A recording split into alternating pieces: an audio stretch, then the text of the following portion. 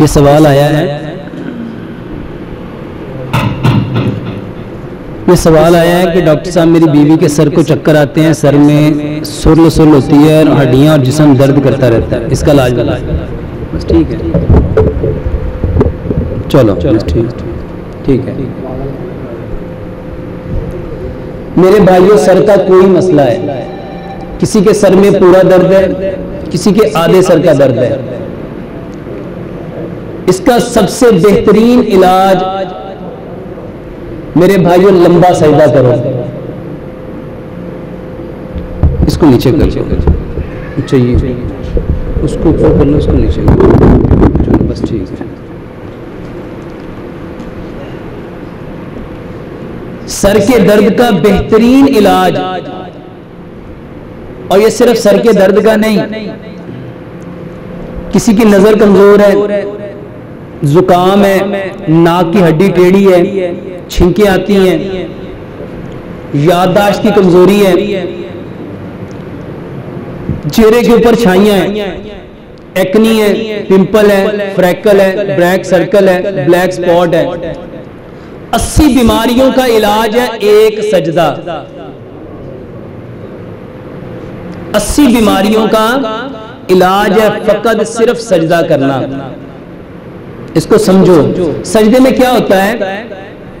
सबसे पहले हदीस से समझते हैं। प्यारे पैगंबर जनाबे मोहम्मद सल्लल्लाहु अलैहि वसल्लम ने इरशाद फरमाया, सजदे की हालत में इंसान सबसे ज्यादा अपने रब के, और सजदे में इंसान इतना रब के करीब होता है जैसे उसकी पेशानी अल्लाह के कदमों में है। अब सोचो, जो अल्लाह के करीब हो गया उसका कोई मर्ज रह सकता है? मेरे भाइयों, आज अक्सर लोग कहते हैं याददाश्त कमजोर हो रही है, नजर कमजोर हो रही है, दांतों में दर्द आ रहा है, कानों में दर्द आ रहा है, कानों में साए साए की आवाजें आ रही हैं। मेरे भाइयों, सिर्फ सजदा करो, और सजदा करने का एक खास तरीका है जिसको किसने बताया? प्यारे पैगंबर जनाबे मोहम्मद। अब प्यारे पैगंबर जनाबे मोहम्मद सल्लल्लाहु अलैहि वसल्लम सजदा कैसे करते थे? आप सजदा लंबा करते थे। और अक्सर लोग पूछते हैं कि ये लंबे सजदे से क्या मुराद है, यानी ज्यादा वक्त तक सजदे की हालत में रहना? मेरे भाइयों, एक लंबे सजदे से ये मुराद है, और दूसरी मुराद है कि नबी सल्लल्लाहु अलैहि वसल्लम आगे जाके हाथों को रखते थे जिससे आपके बगल की सफेदी नजर आती थी और आपके बाजू से बकरी का बच्चा आसानी से गुजर जाता था। और मेरे भाइयों, सजदे की हालत में अपनी नाक को खाक आलूद करो। अपनी नाक को हम किसको लगाते हैं? इसको तजर्बा कीजिएगा। जो शख्स सजदा करीब करेगा उसका माथा लगेगा, और जो सजदा आगे जाके करेगा उसकी नाक लगेगी। जो आगे करेगा उसकी पेशानी नहीं लग सकती, और जो नजदीक करेगा उसकी नाक नहीं लग सकती। देखो, नबी सल्लल्लाहु अलैहि वसल्लम ने मना फरमाया, कुत्ते की तरह बाजू मत फैलाओ, और रानों को, ये जो रान है इसको पेट के साथ लगने से भी मना फरमाया।